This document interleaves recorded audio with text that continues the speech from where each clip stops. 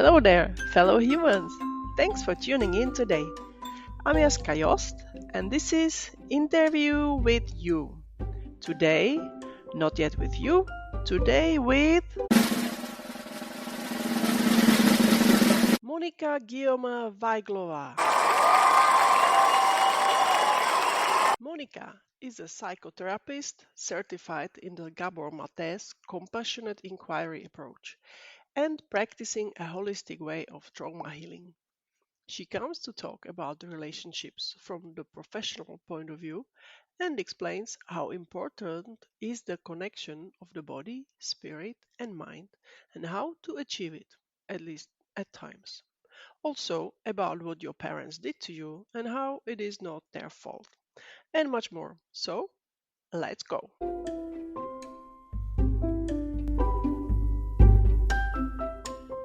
Hello and welcome to my podcast. Today I have a very precious guest. Her name is Monika Guillemin Weiglová. I have known her for quite a bit. She is my teacher in a way, and we spent kind of a lot of time together in women's circles and other things. We will get back to it later. Monika is a therapist, so today we will have opinion and point of view of a specialist on relationships. So, welcome, Monika. Thank you very much for coming. Mm-hmm. Hello, Yanni, and thank you for welcoming me and introducing me as well, and inviting me. My pleasure. I would like to start to introduce you a little bit because I find it fascinating your professional journey because you started originally as a Jungian therapist, right?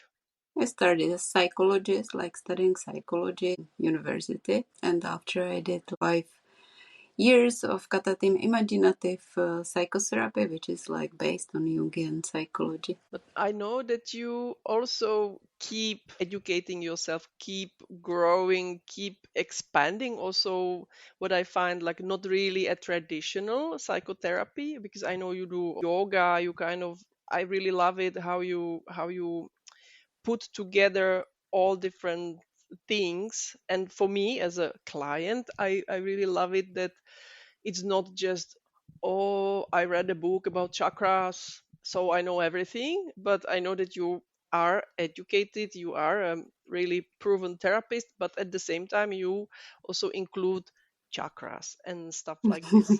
And I know that you are a big fan and follower, and also you are certified in the approach of Gabor Maté. I am. You are. Can you tell us? Can you tell us a little bit about it? About the approach as such. How is it different to to what you actually studied at the university, and how is it different to the standard therapy? Well, like I'm thinking of what is interesting for your audience and what is important to say, but I'm including like kundalini yoga. So when you mentioned the chakras, like it's coming from kundalini yoga. And this is something what is close to my heart, what is close to my spiritual growth, let's say. Like it's somehow I feel the need include body, mind, and spirit. Like it's a unity, like how we're growing and how we were born as well. And so I'm including all this like physiological polyvagal theory, nervous system theory, like and yoga, which is including all these aspects according me and leading us to the truth. So I feel like it's connected, and I always felt the call to the truth, as I believe all of us are looking for, like the truthful self and our essence. So it started with psychology, it continued with the psychotherapy, art therapy, and imaginations, and as well I did a little bit of astrology connection, like with psychotherapy during my studies of psychology. And later on, like it was developing through the expressive art, like movement, dance therapy. I did different dances.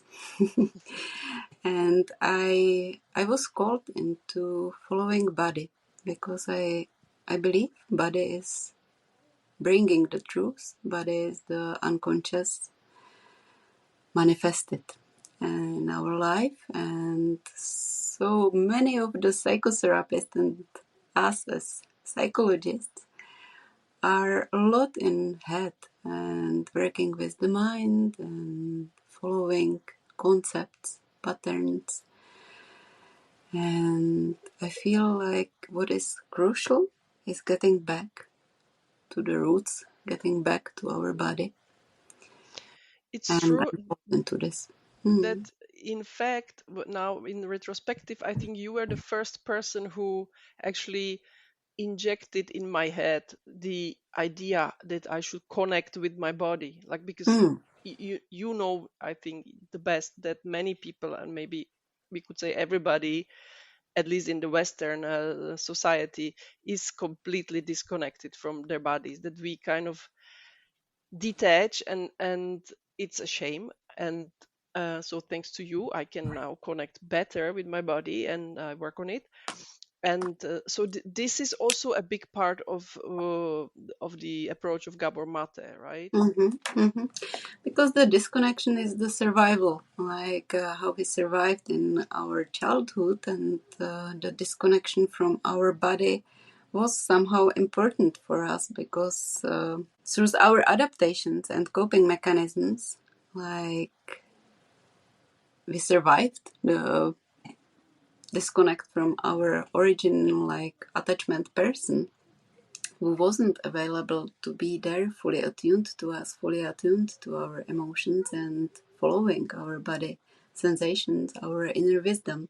And that's why we had to disconnect from it, because somebody started telling us what we should do, how we should be, and we felt like we're not acceptable as we are.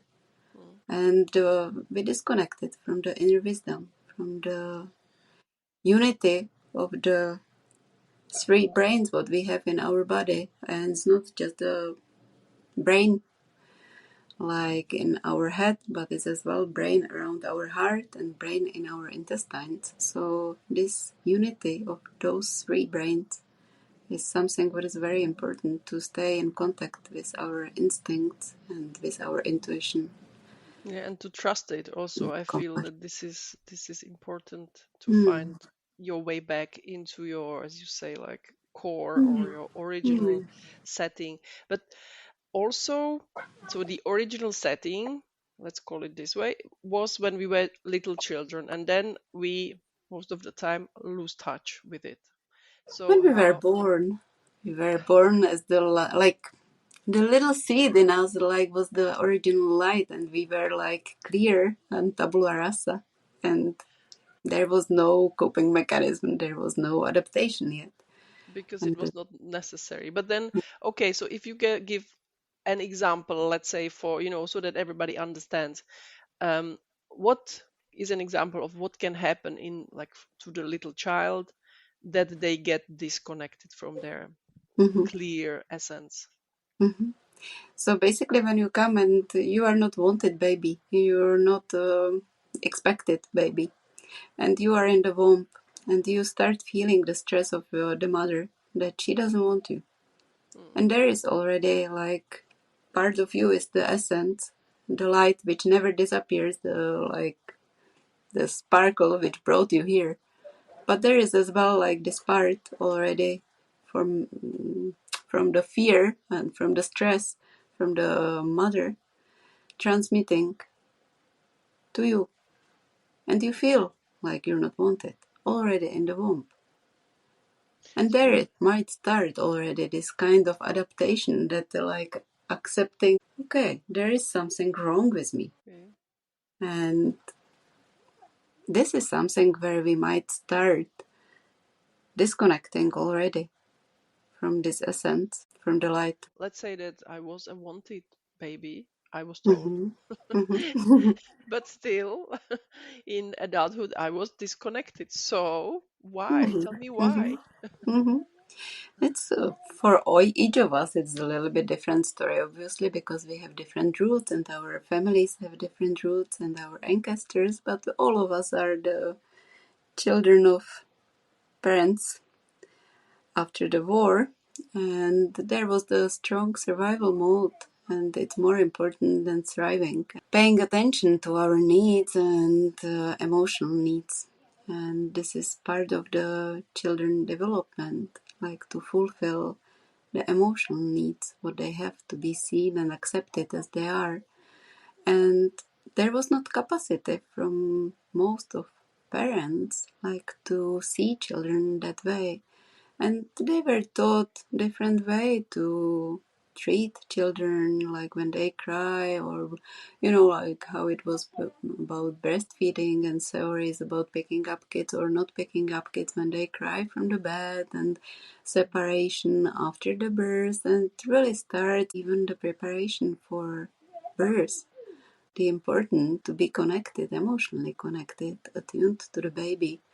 Most of the mothers, because of the system, and as Gabor wrote the book, it's of normal.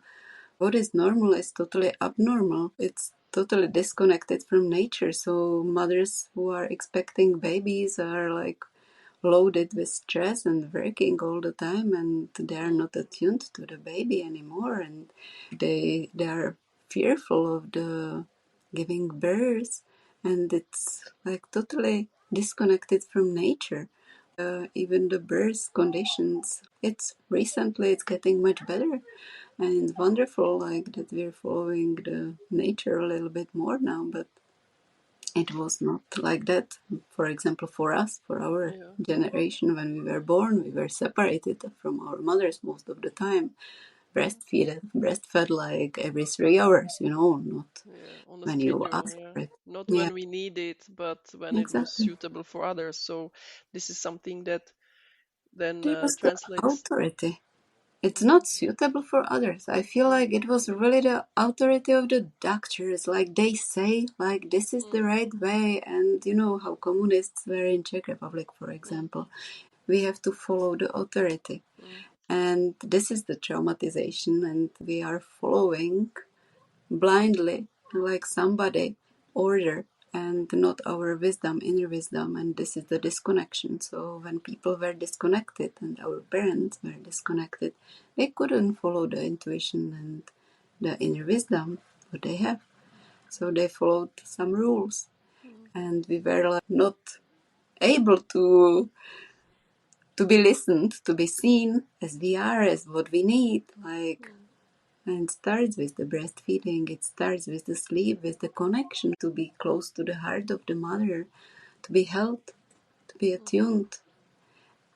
Because the child essence, and as you are, you can mirror yourself, and your light can be just reflected somewhere. But if you don't have any clear mirror, you cannot reflect anywhere, and you cannot see yourself clearly. And if you look into the broken mirror, you see parts of you, but you don't see the clear essence of you. You don't see the real you. If we then disconnect in the early childhood from our needs, it's in order to be accepted, right? That we kind of like mute parts of ourselves Mm-hmm, in order to fulfill wants and mm-hmm, desires of our parents. Say, don't cry, be quiet. So you suppress your emotions and you stop crying, and then you mm-hmm, take this into the adulthood with you. Is mm-hmm, that right? mm-hmm. Basically, Gabor made it very clearly and nicely, like into the world, like what psychologists before him were talking about, like, and he made the concept of attachment versus authenticity very clear. So Hmm. you have to choose because you have those two, like, irreducible needs, like, attach, like all mammals need to be attached to be able to grow up. So we need somebody, we need the close person to grow up with. And this is our need. But as well, there is the other need to be authentic and to be as we are and to be seen as we are and to express our authenticity. But if those two needs in childhood get in conflict, which Hmm. will happen, obviously, it's clear when we need to survive which one has to go away. Yeah. It's the authenticity which we have to suppress, and those emotions and parts of us are still living in us, and they're making the Noise. Sound. for our life. Yes. Okay. I know that a way to deal with it is, as you taught me or showed me, is to kind of try to get in touch with those parts that were a little bit suppressed along the way. And there are many of them. Well, Mhm. depending on the person, of course, but what I loved about the approach that you teach is that you say, because people then tend to, this stupid part is making me do Mhm. this or making me do Mhm. that or making me cry. But your approach is like, get in touch with the part and be thankful. Thank that part that it protected you or that took care of you in the way that was needed at the time. Mhm. And as you always say, these parts were there for a reason or were suppressed for a reason. To protect us is always what you say. Is that right? Kind of. Like basically, if I put it into the words of Gabor Maté, like the compassionate inquiry approach, it's about like all what when the authenticity in childhood had to go, we're reconnecting through trauma, which all of us are traumatized. Each of us had to suppress ourselves in some way and to become a little bit inauthentic. Hmm. And we learned certain coping mechanisms and adaptations in childhood how to survive. And those like coping mechanisms and adaptations became our, let's say, coat, like which we put on in the winter of the childhood to be warm and to be safe. But this same coat is staying with us unconsciously, even when it's very hot right now, for Hmm. example, and we don't recognize this coat that we still have it on, this winter coat. And we're like sweating and we're like, oh my gosh, it's killing me. And we Hmm. don't know that it's this coat which we Yeah. developed to survive in childhood.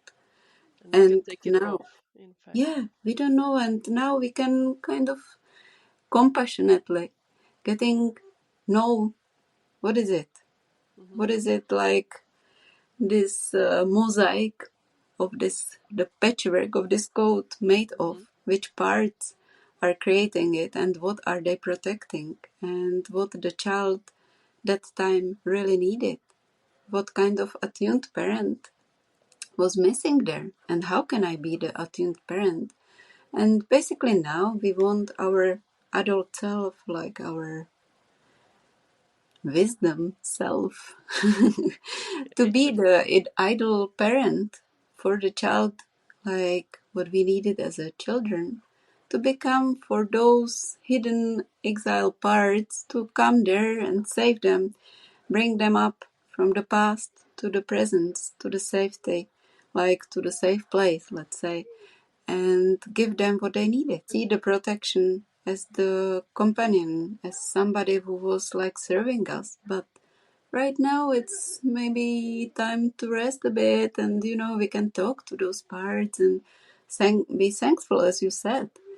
But at the same time, to build trust and the capacity of ourselves now to be there for ourselves, for our emotions, for Yeah. our processes. So what you say, and I find it very smart, to inform the code or these parts that are trying to protect us that we are no longer children and we can take responsibility and we have the capacity and freedom now to care for ourselves actually and to go out into the world and not to be hidden there under the rock and coat and everything like that. Yeah, but sometimes there we need to create the separation. They don't even know that there is some self, adult self, and it's Yeah. like, oh, okay, maybe, and we have to develop that relationship, like not show up once and Yeah. okay, so I give you this care. Like they need to build the trust as in any relationship. The first time I met you, it was in a training for anger in parenthood. Mm-hmm. Mm-hmm. I attended that course because I was angry in parenthood, and so I was starting the journey to get rid of it. And in the end, I concluded for myself, and many times after that, that in fact, all the emotions, all the troubles that bother me or bother others, it all always boils down to the childhood and Mm-hmm. this attachment. And the children are the best teachers because they bring like exactly what we needed. So before we react to our children, like it's bringing us back to ourselves and it's bringing us to the point where we need the nourishment. It's exactly like this, and the relationships we have with our caregivers or not caregivers in some cases. Do we then transport this relationship into other relationships? Always. Like Always. basically the attachment style, like what we set up as the pattern in childhood, what we know we're bringing up after like unconsciously to all relationships, what we create in our life, like friendships, love relationships, and obviously like to the closest relationships with children and our spouses, like it's always coming there, the pain what we had. So often like clients are coming to me and like my partner is doing to me exactly what my mother was doing to me. You don't say. Yeah. So it's happening, yeah. And because we have some styles of attaching, like some idle attachment is the secure attachment. And This is like what does it some mean in practice? I want my children to have a secure mm, attachment with me mm, and in the future with their wives, mm. happy wives. Um, I hope. What should I do and what I shouldn't do? Tell me. I would say that the first thing is like to work on yourself, like to have like secure attachment back to your place, like yourself with your parts, to Yeah. be securely attached and attuned to your own emotions. That's the basic. Like after we can offer the secure attachment to our children when we know our parts, when we are curious, because it's never done this work, like it's not like, oh, okay, so I'm 20 years, I'm psychologist and I'm doing work with parts and I have everything perfect with my children and I'm just a perfect mother, and no, it's not working like this. It's basically, if I'm staying curious, and this is the state of being, I would say, like, oh, okay, what is this? Like which part is activated right now? And this is more about the curiosity and not being the part, but being curious which part is activated, which part of me is here instead of me, Yeah. instead of the Monika, like acting right now. What is turned on? And this is it. Like secure attachment means that we are attuned. We are attuned to ourselves. We are attuned to kids, like through like our emotional brain, through our instincts, our like all three brains.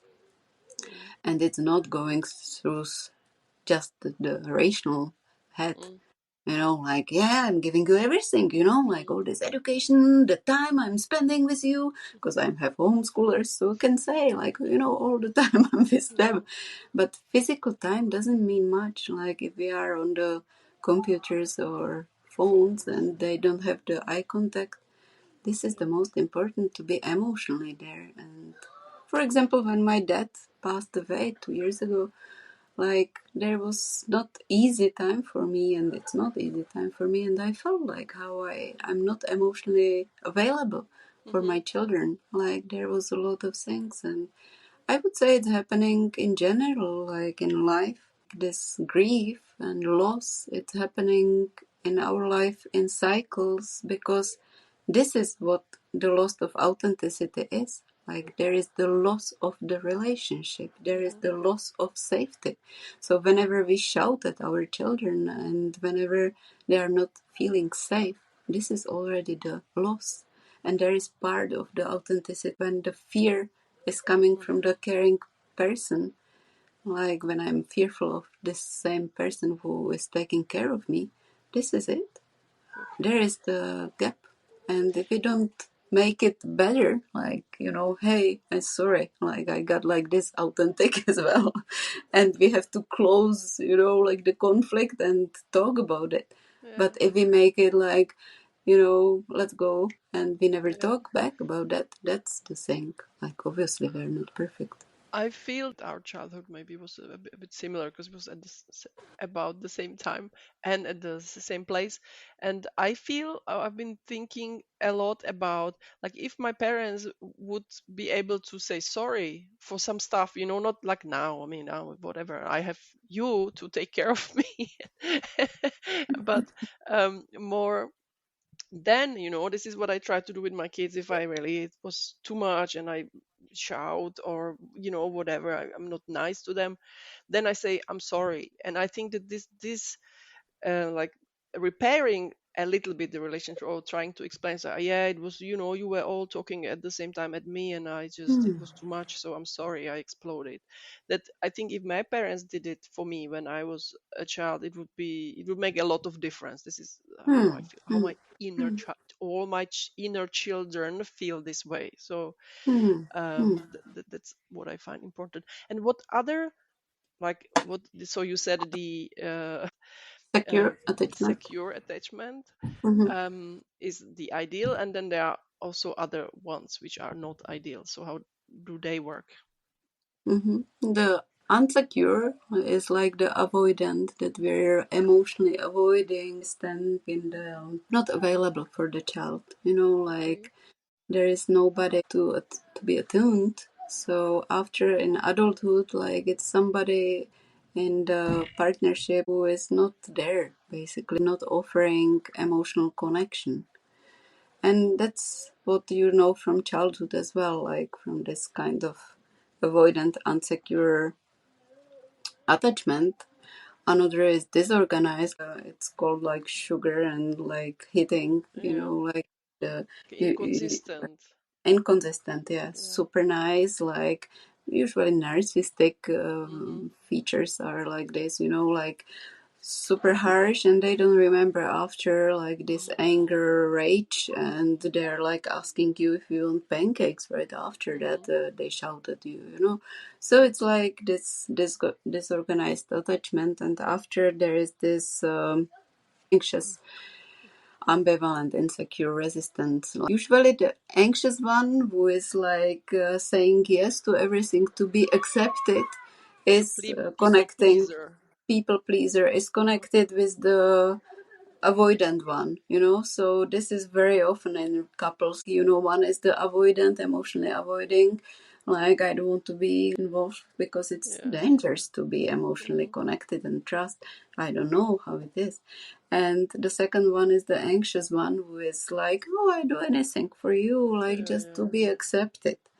And Yes. that's very Validated, often right? this pattern. Yeah.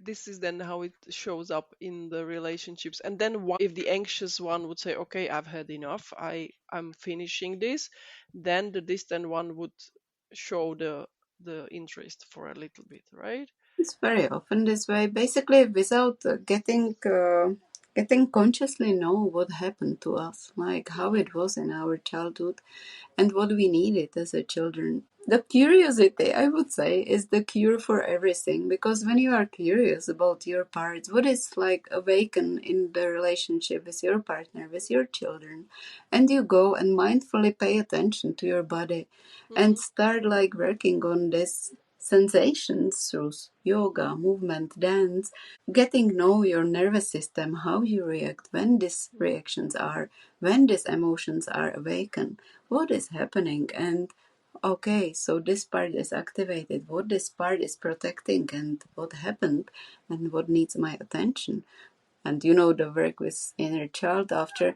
So I would say it's always awaken in close relationships, but it's always possible to be mindful and curious and go to the body and go back to it, and okay, let's see what we have here, Yeah. what But you we know can do. what I love about what you're saying is like when I first heard you saying this, which was I don't know what I don't know, 2020, I think. Hmm. even before, no, I think it was even before COVID, yeah, so it could have been 2020. Mm-hmm. I had no clue what you are talking about. If you said, when you said, where is it in the body? I said, what? What? What is she talking about? But you had your ways, and I'm so forever grateful, because now really when you say, Mm-hmm. where is it in the body, I know, and that's like, just it's just for those who are like me in 2020 and don't know what Monika is talking about. It's like, it's a lot of, meditation, or like the body scan. This is, I remember, was very wow, really just lie down and feel your feet one day after another. And then now when I'm angry, I know exactly where it is, so it's possible, even if you don't know what Monika is talking about, you can learn. So and it's absolutely worth it. It's really great. But Like, all of us are disconnected, and each of us in different scales. So sometimes it takes longer. Sometimes it's difficult, to start trusting, because there is the protection from body. It was place of war. Body was danger. So to no, I think that I'm super reconnect with it. super slow. I would say that most people would probably get connected more quickly than me. It doesn't have to take 4 years. It depends. You have more experience than me, and I just don't want that people give up, because it took me 4 years. But no, it was gradual. So like after 2-3 months, I already knew more than at the beginning. And now I'm much more in touch with myself. But I was wondering about the relationship therapist client. How does this work with all the, is it like that you are a therapist, and then when a client comes to you on individual therapy, is it like you have no attachment issues anymore ever, and you are like the clean slate for the client? Does it work like this? I wish. I wish. But I'm always saying, if we are just a clear mirror, we don't need physical body. So all of us have parts, and it's not each client is waking different parts of us, and each of the client is bringing different issue back to me in different layers. And obviously important for me is to have a space to connect and to be idly acting from the self, that I can mirror the essence, so being there from the essence. But it doesn't mean that the parts are not coming to the session.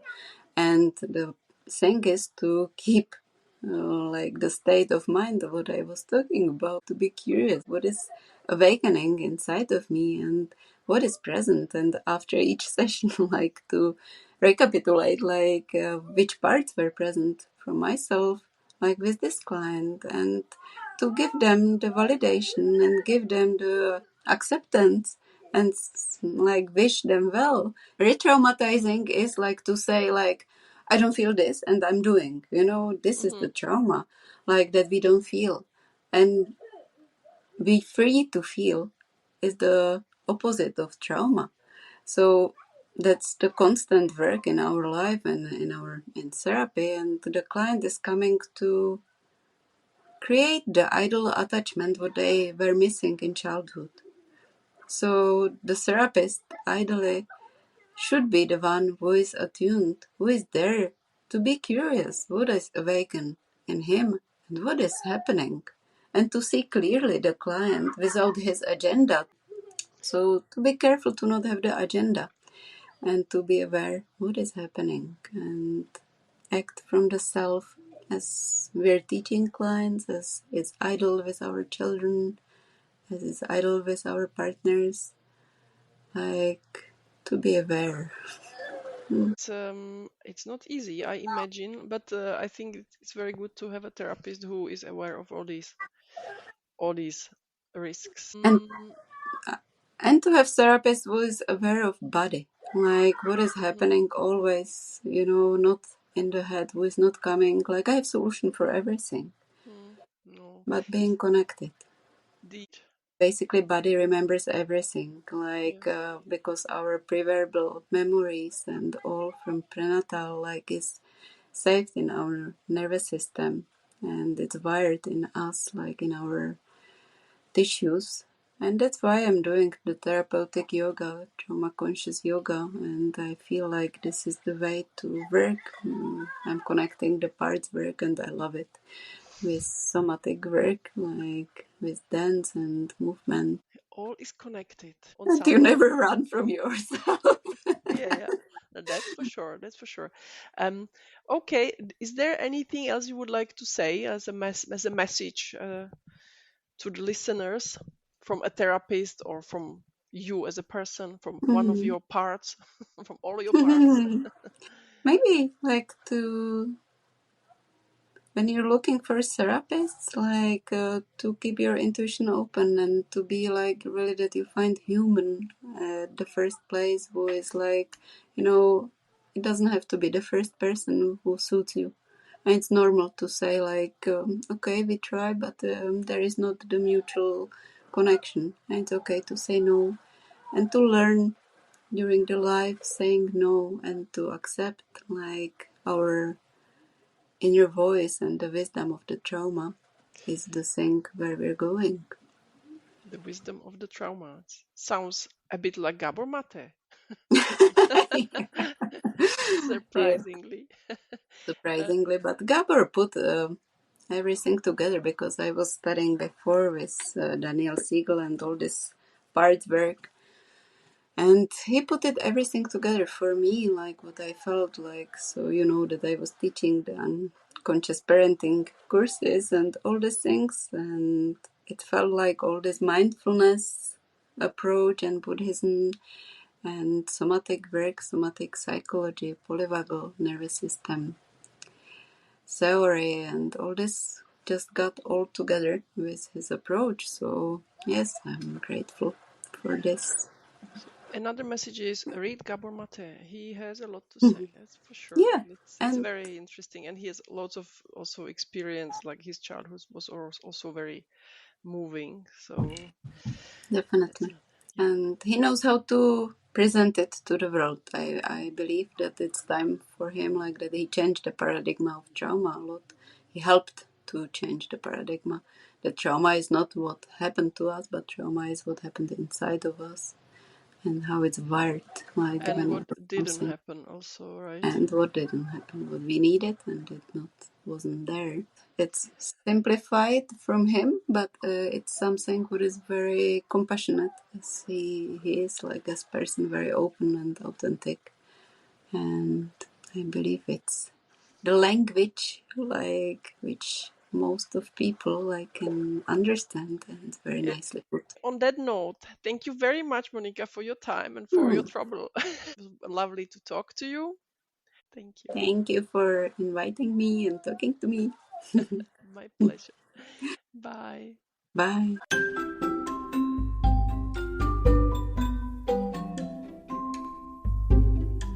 So, that went well. Thanks for joining us today in Interview with You. I hope you enjoyed the time as much as we did and that it brought something positive to your day and to your life. Don't forget to get in touch if you want to be my next guest or if you have anything else you want to share with me. The contact details are in the description of the episode.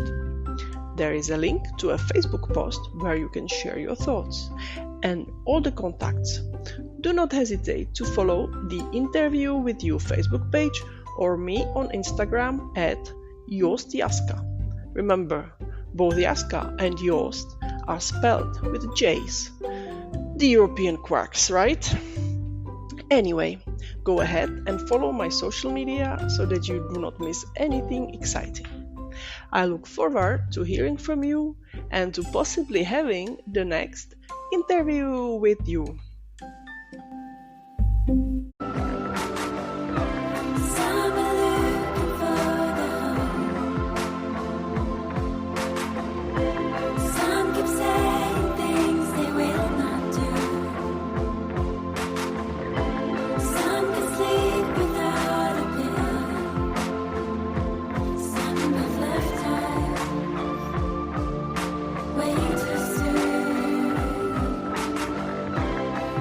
It's all going